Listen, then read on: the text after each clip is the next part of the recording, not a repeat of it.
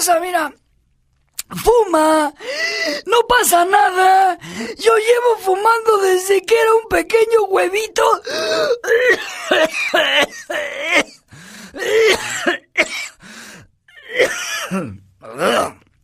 Y te lo digo en serio, no pasa nada de nada.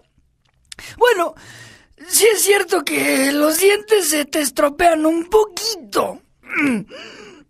También a veces el pelo se hace ceboso. Luego adquieres de repente una tonalidad amarillenta. Luego la comida pues nunca más te vuelve a saber a nada. Y quizás tengas un olor particular, por decirlo de una manera, ¿no? Pero nada grave. Y Pancho no vuelve a cenar nunca, pues, o sea, no paraguas. O sea, la libido se muere, pues ya. Pero ¿quién necesita eso? ¿Te tomas una pastillita?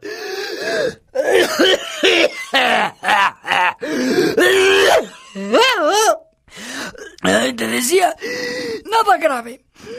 Pero fíjate, tiene cosas muy buenas. Ganas prestigio con tus amigos. Claro, los pocos años de vida que te quedan.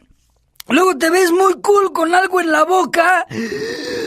Y siempre tienes algo en que gastar tu dinero, que es importante, ¿no?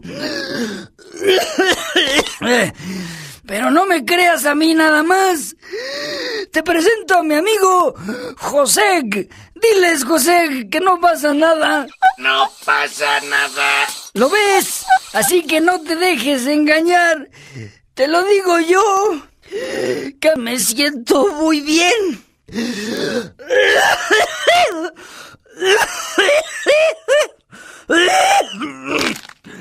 ¡Fuma todo lo que quieras!